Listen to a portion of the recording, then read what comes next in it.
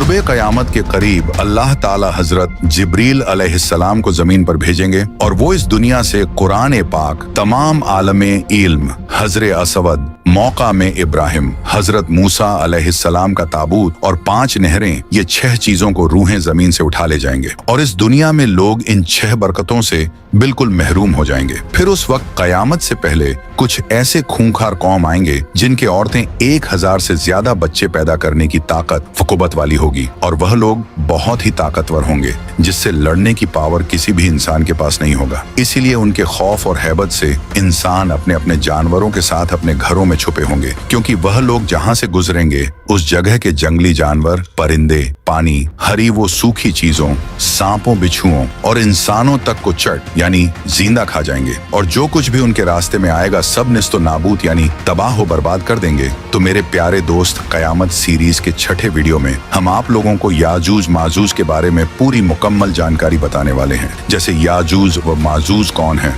किस तरह इस दुनिया पर हमला करेंगे और अभी वह कहाँ हैं और उस जगह उन्हें किसने कैद किया था और याजूज माजूज किसकी नस्ल से हैं, वगैरह वगैरह। तो आप लोगों से गुजारिश है कि आप लोग इस वीडियो को पूरा देखें और हो सके तो एक लाइक, कमेंट, शेयर करके अपने दोस्त और घर वालों को भी दिखाएं। तो मेरे भाई, अल्लाह की बनाई इस दुनिया में लगभग 20,000 से ज्यादा मखलूक हैं। जिस तरह जमीन को पैदा किया गया उसी तरह से कयामत के वक्त फना भी किया जाएगा और इस दुनिया में ऐसी बहुत सी कौम गुजरी हैं जिन्होंने बेइंतहा जुल्म किया और जुल्म के वजह से अंधेरे हर तरफ छाए हुए थे, जिनको खत्म करने के लिए अल्लाह ने अपने नबियों को इस दुनिया में भेजा। इन्हीं जालिम कौमों में से एक कौम के बारे में हम आपको बताएंगे जिन्हें हम याजूज माजूज कहते हैं। तो मेरे प्यारे दोस्त, दज्जाल के कत्ल के बाद जब लोग अमन के साथ जिंदगी गुजार रहे होंगे उसी दौरान अल्लाह ताला हजरत ईसा अलैहि सलाम को हुक्म देगा कि तमाम मोमिनों को माउंट सीना यानी कोहे तूर पर ले जाएं, उसी जगह जहां हजरत मूसा अलैहि सलाम अल्लाह से बात किया करते थे,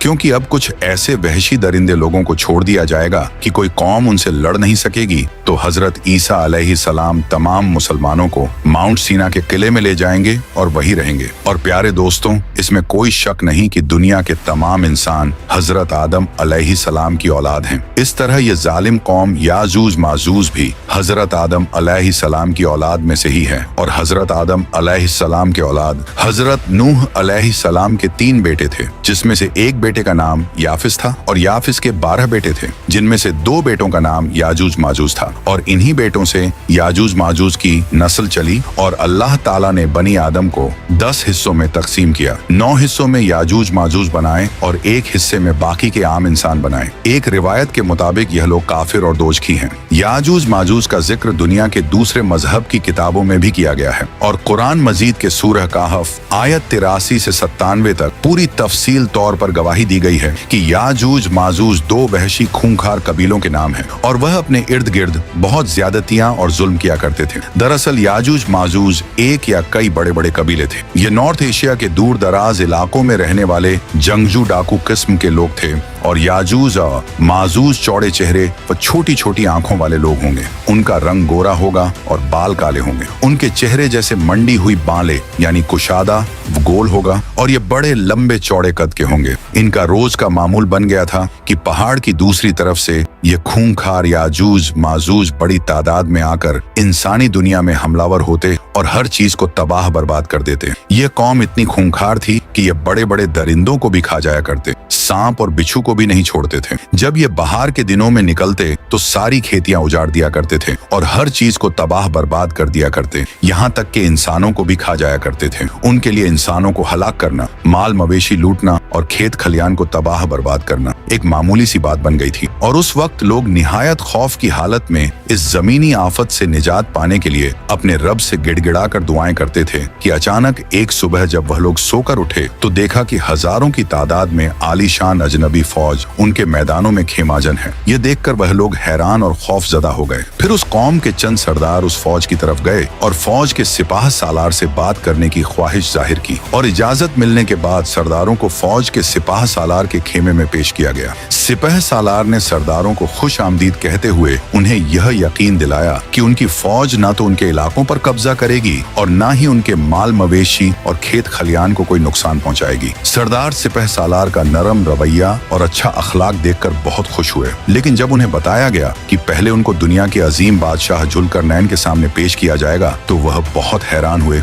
और सोचने लगे कि शायद यह शख्स कुदरत की तरफ से हमारे लिए निजात का जरिया बनाकर भेजा गया है। हजरत जुल्करनैन के बारे में कहा जाता है कि यह कोई नबी नहीं थे, बल्कि अल्लाह के एक नेक बंदे और बादशाह थे। इन्होंने अपनी सारी जिंदगी सफर में गुजारी। हजरत जुल्करनैन को अल्लाह ताला ने बड़ी कुव्वत और ताकत अता की थी और इन्हें हर चीज के रिसोर्सेज दे दिए थे। हजरत जुल्करनैन एक सफर शुरू किया और वह सफर करते करते एक ऐसी जगह पहुंच गए जहां उन्हें सूरज काली कीचड़ में गुरूब होता दिखाई दिया। वहां पर जुल्करनैन ने किसी किस्म के कुछ लोग देखे। अल्लाह ताला ने हजरत जुल्करनैन से कहा कि अगर आप चाहे तो इन्हें सजा दे दें और अगर आप चाहे तो इनके साथ अच्छा सलूक करें, यह तुम्हारी मर्जी है। इस पर हजरत जुल्करनैन ने कहा कि जो भी गलत होगा मैं उसे सजा दूंगा और जो नेक होगा उसके लिए कोई सजा नहीं होगी। फिर उसके बाद हजरत जुल्करनैन एक और सफर पर निकले और इस बार वह सूरज निकलने की जगह पर पहुंच गए। अब यहाँ पर भी एक अजीब बात होती है। आप देखते हैं कि सूरज और वहाँ रहने वाले लोगों के बीच किसी किस्म की कोई आड़ या बचाव नहीं है। वह सूरज से बच नहीं पा रहे थे।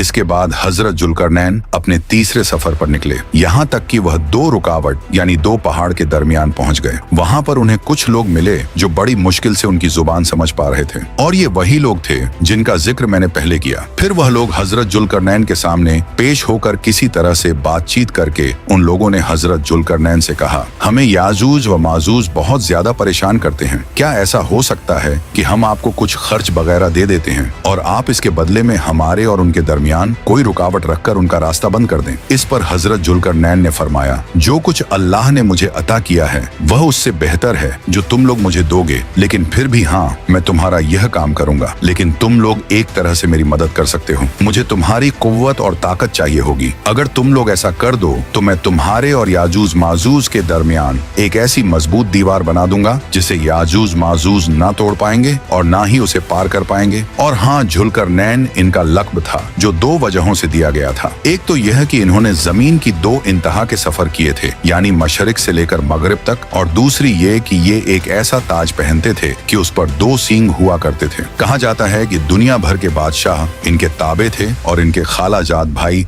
हजरत खिज्र अलैहिस्सलाम इनके वजीर थे। कुछ लोग सिकंदर आजम को जुल्करनैन समझते हैं, लेकिन ऐसा नहीं है, क्योंकि हजरत जुल्करनैन एक अल्लाह को मानने वाले मुसलमान थे और सिकंदर आतिश परस्त और कई खुदाओं को मानने वाला था, इसलिए सिकंदर जुल्करनैन नहीं हो सकता। उसके बाद फिर जुल्करनैन उन लोगों से कहते हैं, मेरे पास लोहे की चादर लाओ प्यारे दोस्तों। जब हजरत जुल्करनैन हमारी इस दुनिया में आए तब लोहे का इस्तेमाल शुरू नहीं हुआ था। हालांकि लोहा शुरू से ही इस दुनिया में मौजूद था, लेकिन लोहे का इस्तेमाल जैसा कि आज हम होते हुए देखते हैं, ऐसा आज से कुछ साल पहले शुरू हुआ। लेकिन हजरत जुल्करनैन हमसे पहले लोहे के इस्तेमाल से वाकिफ थे, इसलिए उन्होंने उन्हें हुक्म दिया कि जाओ और लोहे की मोटी मोटी चादर बनाओ और मेरे पास लेकर आओ। और चादर कैसे बनानी है ये सब हजरत जुल्करनैन ने उन्हें गाइड किया और उन्हें बताते रहे। बहरहाल जब लोहे की मोटी चादर बनकर तैयार हो गई तो हजरत जुल्करनैन ने उन्हें आपस में जोड़ना शुरू किया। इस तरह वह चादर एक दूसरे के साथ जुड़कर एक दीवार की शक्ल में तैयार हो गई। जब यह दीवार खड़ी हो गई तो हजरत जुल्करनैन ने उन लोगों से कहा कि अब इस लोहे को हवा दो। तो उन लोगों ने एक तरह की धूप के जरिए उस लोहे में हवा दी। इससे वह लोहे की दीवारें गर्म हो गई और फिर किसी तरह से हजरत जुल्करनैन ने एक तरह की वेल्डिंग करवाकर चादरों को एक दूसरे को आपस में सील दिया और उनके दरमियान कोई गैप, कोई दरार बाकी ना रहा और वह एक सिंगल दीवार बन गई। फिर हजरत जुल्करनैन ने कहा कि पिघला हुआ तांबा लाओ। फिर वह पिघले हुए तांबे को गर्म लोहे के ऊपर डाल दिया। तांबा इसलिए डाला क्योंकि तांबा फ्लेक्सिबल होता है ताकि जलजले की सूरत में दीवार गिरने से बच जाए। और इस तरह बादशाह ने पहाड़ों के दरमियान लोहे की एक बड़ी और ऊंची दीवार खड़ी कर दी और याजूज माजूज का इस दीवार पर चढ़ना नामुमकिन हो गया। लेकिन ऐसा भी हो सकता है कि वह दीवार जो हजरत जुल्करनैन ने याजूज माजूज को बंद करने के लिए बनाई थी, वह दो पहाड़ों के दरमियान ना होकर एक गाड़ के दरमियान भी हो सकती है। और हो सकता है कि याजूज माजूज किसी बड़ी गाड़ में रहते हो और उसमें से निकल कर आते हो और हजरत जुल्करनैन ने उसी गाड़ के मुंह को उस बड़ी दीवार से बंद किया हो। फिर दीवार बनाने के बाद हजरत जुल्करनैन ने कहा, मैंने तुम्हारे लिए दीवार बना दी है जो कि बहुत मजबूत है, लेकिन जब मेरे रब की मर्जी होगी तो यह टूटकर रेजा रेजा हो जाएगी। तो इस तरह यह कौम हमारी दुनिया से पूरी तरह से अलग हो गई। लेकिन आज भी वह इस दीवार के पीछे रहकर याजूज माजूज हर रोज अपनी दीवार में खुदाई की कोशिश कर रहे हैं और वह इस दीवार को तोड़ने की मुसलसल कोशिश कर रहे हैं और वह हर रोज उस दीवार को चाटते चाटते पतली से पतली कर देते हैं। लेकिन तभी उन लोगों को सूरज की रोशनी दिखाई नहीं देने के कारण उनका सरदार कहता है कि अब लौट चलो, बाकी कल खो देंगे, और उन्हें हुक्म मिलता है कि काम बंद कर दो, अब कल आएंगे और कल खो देंगे। लेकिन अगले दिन जब वो वापस आते हैं तो दीवार फिर से पहले जैसी हो चुकी होती है, और ऐसा कयामत तक होता रहेगा, और उनकी ये कोशिश कयामत तक जारी रहेगी। यहाँ पर एक बात काबिले जिक्र है कि याजूज माजूज के दीवार तोड़ने में एक लफ्ज का अहम किरदार है, और वो लफ्ज है इंशाअल्लाह। वह रोज दीवार तोड़ने के लिए आते हैं लेकिन नाकाम हो जाते हैं, क्योंकि अल्लाह ताला ने उनसे दीवार तोड़ने की तौफीक छीन रखी है, और इस लफ्ज की अदायगी को भी। लेकिन वक्त मुकर्रर पर इनकी जुबान से ये लफ्ज यानी इंशाअल्लाह खुद ब खुद आ जाएगा। हालांकि वह मुसलमान नहीं है, लेकिन फिर भी उनका सरदार कहेगा चलो बाकी का काम इंशाअल्लाह कल पूरा कर देंगे। इस तरह वह शर पसंद कौम दीवार तोड़ने में कामयाब हो जाएगी। कब जब कयामत के करीब हजरत ईसा अलैहिस्सलाम तमाम मुसलमानों को माउंट सीना के किले में ले जाएंगे, और उस वक्त याजूज माजूज को बाहर आते ही हर तरफ तबाही फैल जाएगी। और इनकी ताकत का अंदाजा आप इस बात से लगा सकते हैं कि हजरत जुल्करनैन एक बहादुर बादशाह थे, लेकिन फिर भी इनकी फौज भी याजूज माजूज का मुकाबला नहीं कर सके। इसलिए उन्होंने इन लोगों को इस दीवार के पीछे कैद कर दिया था। बहरहाल जब यह कौम आजाद हो जाएगी तो हर तरफ तबाही मचाते हुए निकलेंगे, और जिस नदी के पास से गुजरेंगे उसका सारा पानी पी जाएंगे, जिस दरख्त के पास से गुजरेंगे उसे खा जाएंगे, और इनका पहला गिरोह बहरे तिबिया पर पहुंचेगा और झील का सारा पानी पी जाएगा। बहरे तिबिया फिलिस्तीन के शुमाल में मौजूद है, और यह फिलिस्तीन की सबसे बड़ी झील है। इसी तरह जब लास्ट गिरोह वहां पहुंचेगा तो हैरान होकर कहेगा यहाँ पर कभी पानी हुआ करता था। फिर यह कौम हर तरफ फसाद बर्पा कर देंगे, जिस भी चीज के पास से याजूज माजूज गुजरेंगे उसे तबाह बर्बाद कर देंगे। उनके खौफ और हैबत से इंसान अपने अपने जानवरों के साथ अपने घरों में बंद हो चुके होंगे। खाने पीने की चीजों में बेहद कमी हो जाएगी। यहाँ तक कि हदीस में आता है कि उस वक्त बैल के एक सर की कीमत उतनी हो चुकी होगी जितनी आप सल्लल्लाहु ताला अलैहि वसल्लम के जमाने में 100 दीनार हुआ करते थे। पूरी दुनिया के सड़कों पर वीरानी छा चुकी होगी, धूल मिट्टी खाक उड़ रही होगी, और इंसान गायब हो चुके होंगे। और उस वक्त अगर कोई आवाज आ भी रही होगी तो वह याजूज माजूज के हंसने और चीखने चिल्लाने की आवाज होगी। और फिर ऐसा वक्त आ जाएगा कि सारी जमीन पर याजूज माजूज का ही कब्जा होगा। जमीन को मुकम्मल तौर पर वीरान कर देने के बाद याजूज माजूज कहेंगे अब जमीन वाले सब मर चुके हैं, अब आसमान वालों की बारी है, लिहाजा अब वह आसमान की तरफ अपने तीर चलाएंगे तो तीर खून से भरकर वापस होंगे। अब सवाल उठता है कि इतने एडवांस दौर में वह तीरों का इस्तेमाल क्यों करेंगे? तो जवाब यह है कि याजूज माजूज हजरत नूह अलैहिस्सलाम के बेटे याफिस की औलाद में से हैं, और अगर हथियारों की बात की जाए तो याफिस का दौर तीर और कमानों का ही था। लिहाजा हम यह कह सकते हैं कि जब वह लोग बाहर आएंगे तो वह जिन हथियारों से बखूबी वाकिफ हैं वह तीर कमान ही होंगे, क्योंकि उन्होंने तीर कमान का ही इस्तेमाल किया हुआ है। उनको पता ही तीरों कमान का है,